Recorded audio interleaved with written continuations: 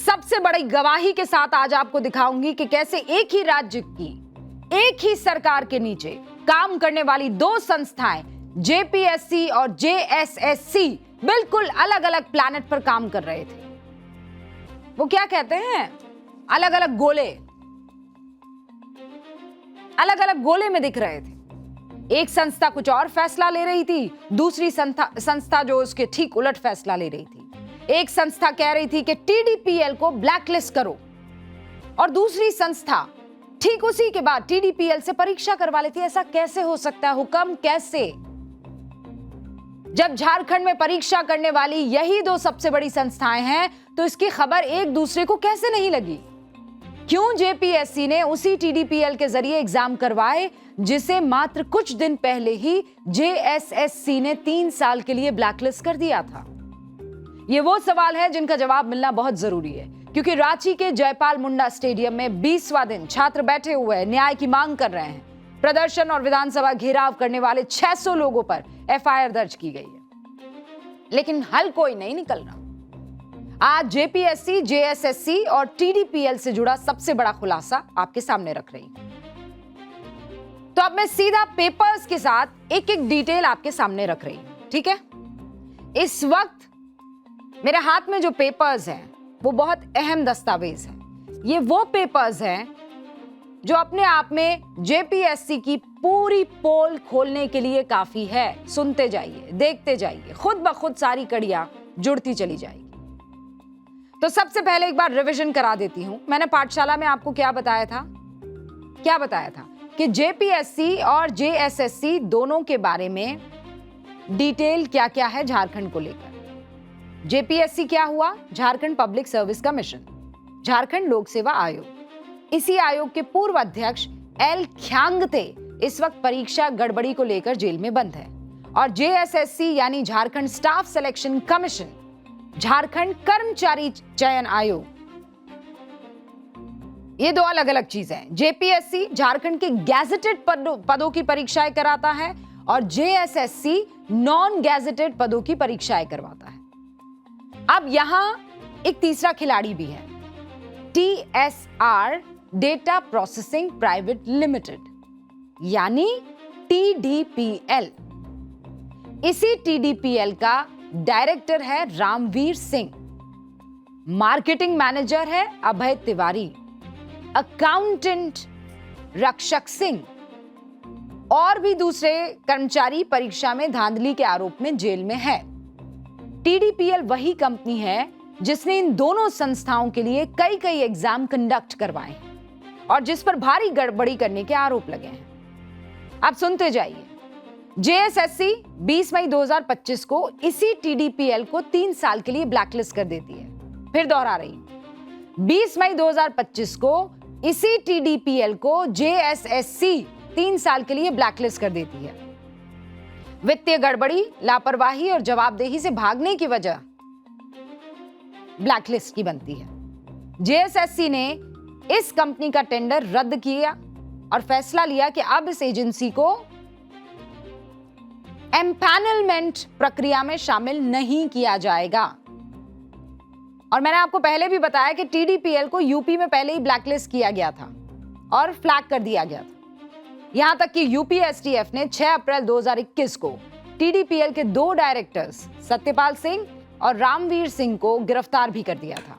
यह वही रामवीर सिंह है जो इस बार पकड़ा गया है। यूपी में जब यह गिरफ्तार हुआ था तब भी मामला पेपर की गड़बड़ी से जुड़ा हुआ था। लेकिन इसके बाद भी यह कंपनी झारखंड में धड़ल्ले से काम करती रही, धड़ल्ले से। अब और सुनिए, 20 मई 2025 को जेएसएससी ने जिस टीडीपीएल का टेंडर खत्म किया उसी टीडीपीएल को जून 2025 में जेपीएससी का एग्जाम करना के लिए सेलेक्ट कर दिया गया। मतलब गजब है, एक संस्था एक कंपनी को ब्लैकलिस्ट कर देती है और दूसरी 1 महीने से कम समय में उसी कंपनी से एग्जाम कराने लगती है। ये कैसे हो सकता है? क्यों उस कंपनी को दोबारा टेंडर दिया गया?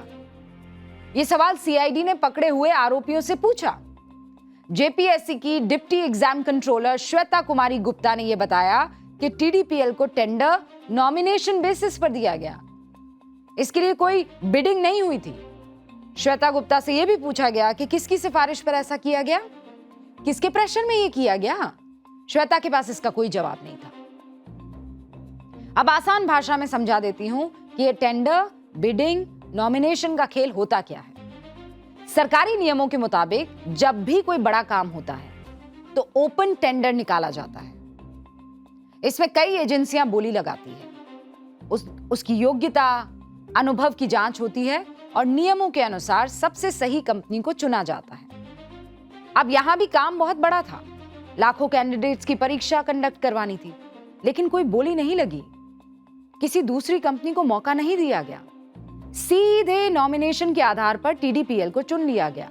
वही टीडीपीएल जिसको बैन किया था। इस टीडीपीएल पर जेपीएससी को इतना अंधा भरोसा कैसे हो गया? जेएसएससी को तो नहीं था, उसने तो ब्लैकलिस्ट कर दिया था। जेपीएससी और जेएसएससी, इन दोनों संस्थाओं को कैसे ये बात नहीं पता चली कि टीडीपीएल यूपी में ब्लैकलिस्टेड है? इलाहाबाद हाई कोर्ट की लखनऊ बेंच ने 16 नवंबर 2021 को अपने आदेश में यह तक कहा कि टीडीपीएल की विश्वसनीयता पर संदेह है। यूपी सरकार को इस कंपनी के जरिए किसी तरह की परीक्षा कंडक्ट न कराने का आदेश दिया।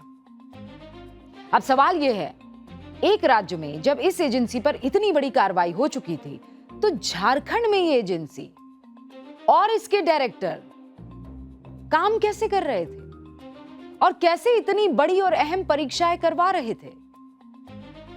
क्या एक बार भी जेपीएससी या जेएसएससी ने यह जरूरी नहीं समझा कि सीसीटीएनएस में इस कंपनी का क्राइम रिकॉर्ड चेक कर दिया जाए? 1 जनवरी 2026 को जेपीएससी के चेयरमैन को एक विसल ब्लोअर ने कर्नाटक से एप्लीकेशन भेजी। इसमें जेपीएससी के एफआरओ और एसीएफ की परीक्षाओं में गड़बड़ी को लेकर सवाल उठाए थे, लेकिन कोई फर्क नहीं पड़ा क्योंकि कोई एक्शन लिया ही नहीं गया। ये शिकायत बहरे कानों में पड़ी। और वो कान किसके थे? जेपीएससी के पूर्व अध्यक्ष एल ख्यांगते के, जो इस वक्त जेल में बंद हैं। आरोप तो ये भी लग रहे हैं कि जेपीएससी ने इस टीडीपीएल को सारी परीक्षाओं का एंड टू एंड काम दे दिया। ओटीआर, वन टाइम रजिस्ट्रेशन का काम, ऑनलाइन एप्लीकेशन फॉर्म को प्रोसेस करना, एडमिट कार्ड देना, क्वेश्चन पेपर प्रिंट करना, ओएमआर शीट प्रिंट करना, उत्तर पुस्तिका छापना, OMR scanning, online marking system और रिजल्ट प्रोसेस करना, ये सारा का सारा काम टीडीपीएल को दे दिया। आरोप तो ये भी लग रहे हैं कि इतिहास में पहली बार किसी एक ही एजेंसी को ओटीआर से लेकर रिजल्ट तक का जिम्मा दे दिया। व्हाई? क्यों? और आज हमारे साथ रांची से जुड़ रहे हैं अंकित जी।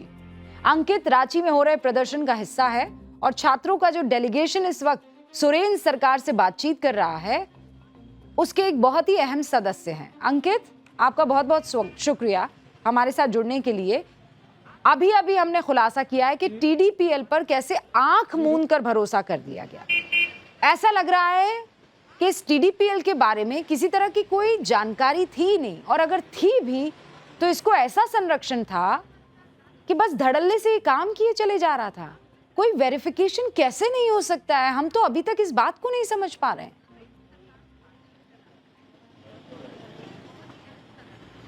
सबसे पहले तो रिबिका मैम, आपको जोहार और बहुत बहुत धन्यवाद कि लोकतंत्र के चौथे स्तंभ के रूप में आपने हमारे सभी छात्रों के संवेदना को एक प्लेटफॉर्म प्रदान किया। हम लोगों की आंदोलन आज 15 दिन से ज़्यादा हो चुकी है और सभी छात्रों ने एक, जैसे अभी मैं अभिषेक भैया के कॉल तुरंत आई, हम लोग अभी भींगते हुए आ रहे हैं आपके पास। हम लोगों के छात्रों जो भी मुद्दे थे उसके बारे में वार्ता के लिए मंत्री जी ने बुलाया था हम लोगों को डेलीगेशन के रूप में। हम लोगों ने उन्हें सारे तथ्य बताए। मंत्री जी को एक ब्रीफ शॉर्ट में हमने बताया कि क्यों हम लोग रद्द की प्राथमिकता रखते हैं। हमारे लिए किसी भी चीज़ों की प्राथमिक मांग रद्द क्यों है। सबसे पहले तो मंत्री जी ने हमें एक बताया कि जो हो चुकी है नियुक्ति, उन्होंने सिर्फ एक हम लोगों को दिलासा दिलाया कि 14th जेपीएससी पीटी को हम लोग रद्द कर रहे हैं। हमने मंत्री जी को कहा कि नहीं, इसकी जो शुरुआत है टीडीपीएल एजेंसी में है, जिसने पिछली जो जेपीएससी थी मेंस की, एफआरओ, एसीएफ और भी कुछ एग्जामिनेशन थी, जेट, ये सभी एग्जामिनेशन को उसने कंडक्ट किया। ये ऑलरेडी ब्लैक लिस्टेड कंपनी है। और वो भी आज नहीं, यूपी में भी ब्लैक लिस्टेड है और झारखंड के जेएसएससी में भी ब्लैक लिस्टेड थी। और आपने उन्हें टेंडर भी दी, विदाउट टेंडर आपने नॉमिनेशन किया, सबसे पहली बात। और ये जो एजेंसी है, इस एजेंसी ने किसी एग्जामिनेशन की जो सेंटिटी होती है, पवित्रता, उसे बनाए नहीं रखा। इसने हर एग्जाम की पवित्रता को भंग कर दिया।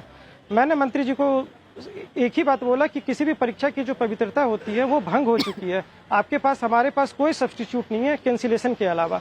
उनकी तर्क थी कि नहीं, सो मैटर सब जुडिस है। मैंने कहा नहीं, आप लोग अम्ब्रेला, जुडिशियल अम्ब्रेला आप लोग यूज कर रहे हैं, क्योंकि कोई भी लार्जर स्केल के इफेक्ट होंगे वो ज्यादा मैटर करता है। उन्होंने कहा कि नहीं, ऐसा नहीं है। मैंने उन्हें बताया अभी कि सुप्रीम कोर्ट की भी वर्डिक्ट है कि जो लार्जर स्केल इंटरेस्ट होते हैं always greater than individual inconvenience. और रिसेंट टाइम पे भी जो राजस्थान की मैटर थी, उसमें सुप्रीम कोर्ट ने दिया था कि कोई भी पॉन्ड होती है, उसमें अगर पॉइजन की 2 बूंद भी गिर जाती है तो मेरे पास ऐसी कोई मैकेनिज्म नहीं है कि हम लोग उसको फिल्टर आउट कर लें। तो मैंने उन्हें कहा कि एक तो आपकी सबसे पहले कि आपने कंप्लीट रूप से ये करप्शन है। उन्होंने एक और मुझे बोर्ड का कॉइन किए थे रिसेंट टाइम पे जिला एडमिनिस्ट्रेशन के द्वारा भी, कि नेचुरल जस्टिस। तो नेचुरल जस्टिस के बारे में भी मैंने कहा कि आप लोग, नेचुरल जस्टिस तब होती है जब सिस्टमेटिक फेलियर हो और कोई सफर कर रहा हो। ये तो मुद्दा कंप्लीट रूप से करप्शन की है। और हम लोगों की डिमांड है, ये जो आंदोलन हम लोगों की है, ये 3 चीज पर थी, 3 पिलर पे थी कि पहले आप कैंसिलेशन करें, उसके बाद आप इसको जांच करवाएं, फिर आप इसको रिफॉर्म करें। इस मंच के भी कंप्लीट रूप से। पर अंकित, आप लोग तो लगातार बातचीत कर रहे हैं। आज भी जब हम लोग गर्जना कर रहे थे और एक साहब आए, उन्होंने कहा कि भाई झारखंड और जंतर मंतर में बहुत अंतर है। झारखंड में तो सरकार बात कर रही है बच्चों से और हल निकल आएगा, जंतर मंतर में ऐसा नहीं हुआ। क्या झारखंड में, आप लोग तो डेलीगेशन का हिस्सा है, आपको लगता है कि हल निकल जाएगा, या वही रूटीन आंसर है, वही लीपापोती हो रही है और आपको समझ में आ रहा है कि सिस्टम ऐसे तो नहीं बदलने का? नहीं, हमने उन्हें कंप्लीट रूप से दिखाया कि आपकी ये सिस्टमेटिक फेलियर है और ये छोटी मोटी मुद्दा नहीं है। आपकी जो मेन कोर है वो है इंस्टीट्यूशनल करप्शन। ये कोई सिंपल ये नहीं है कि एक पर्सन को आप हटा दे रहे हैं, 2 पर्सन को कर दे रहे हैं। आपको कंप्लीट रूप से रिफॉर्म करनी होगी। आपको आयोग को पुनर्गठन करने होंगे। Bottom to top, top to bottom, जितने भी अधिकारी है, इवन प्यून से लेकर के चेयरमैन तक, आपने सबको हटा करके दिखा रहा है। हमने कहा कि नहीं, आप एक पुनर्गठन करें और उससे हमारे पास और कोई सब्स्टिट्यूट नहीं है। जो हम लोगों ने प्राथमिक 3 डिमांड रखा है, आपको इसके अलावा हमारे पास कोई फ्लेक्सिबिलिटी भी नहीं है, क्योंकि आपने बहुत टाइम दिखाया। आपने थोड़ी बहुत जांच, जो पिछली बार भी जांच थी सीजीएल वाली मैटर पे अगर मैं बोलूं तो, आपने फर्स्ट ट्रेलर में सीआईडी ने कुछ और दिखाया था। मूवी की सेकंड पार्ट में आप बता रहे हो कि मूवी कंप्लीट चेंज हो गई है। और अंकित, हम लगातार बता भी रहे हैं दर्शकों को, ये आज तीसरा दिन है कि हम ये इस तरीके के खुलासे कर रहे हैं, क्योंकि हम बहुत से छात्रों के संपर्क में हैं। जो मेन मुद्दा है वो किसी को नजर नहीं आ रहा है। वो मेन मुद्दा यही है जो आज हमने बताया, कल भी बताया था, बीते और उससे पहले भी बताया था। अब मुझे एक सीधे सवाल का सीधा जवाब चाहिए, और ये मेरा आखिरी प्रश्न आपसे होगा। ये जो कुछ भी हमने अभी दर्शकों को दिखाया, उससे एक चीज कहीं ना कहीं जाकर टिक जा रही है, सुई, कि ये जानबूझकर किया जा रहा है। आपको लगता है कि कुछ बहुत बड़े चेहरे, और केवल एक पार्टी की बात नहीं है, हो सकता है सारी पार्टियां इसमें लिप्त हो? आपको लगता है कि कुछ बहुत बड़ी मछलियां इसका हिस्सा है और इसीलिए कोई संरक्षण प्राप्त किए हुए हैं, और वो भी राजनीतिक? जी बिल्कुल, आपने सही कहा। अगर हम ये टीडीपीएल एजेंसी को देखें तो टीडीपीएल के नॉमिनेशन से पहले भी एक एजेंसी थी, बेंसिस। अगर हम इस दोनों के भी देखें, अगर आपके पास कोई भी ब्लैक लिस्टेड कंपनी आती है, आप उसके सत्यापन करते हैं। मैं रिजल्ट के बारे में भी बता देना चाहता हूं कि कुछ कैंडिडेट हैं, मैंने उन्हें प्रूफ भी दिया है, वो सोल्वर गैंग के और कुछ और भी जो जिनके ऊपर 25,000 रुपये के रिमांड भी थे, क्या नाम है, गौतम बुद्धा नगर में। उसके बावजूद आपने बिना सत्यापन का आपने उनको नियुक्ति दिया है। कोई तो ऐसे पर्सन है इन सभी पर्दे के पीछे जो ये सभी चीजों को मैनेज कर रहे हैं। और वो जैसे हम लोगों को दिखाया जा रहा है, चेयरमैन पर कार्रवाई हो गई, मेंबर ने इस्तीफा दे दिया या सीआईडी कर दी। ये सभी हम लोगों को, जैसे हमारी कोर टीम से होती है रेगुलर मीटिंग, उसमें हम लोग कहते हैं नहीं, ये सब नहीं है। कोई एक बड़ी मछली है जो अभी तक हम लोगों को दिख नहीं रही है। इनके पीछे कुछ और भी बड़े हाथ हैं। और इनमें सभी का नेक्सस हो सकता है, कोई एक की नहीं हो सकती है। नहीं क्योंकि बिल्कुल, अभी ये जो हाल बात तो में कहीं ना कुछ कहीं समझ में आ रही है, क्योंकि पूरा सिस्टम रॉटन दिखाई दे रहा है। अंकित, बहुत बहुत शुक्रिया हमारे साथ जुड़ने के लिए।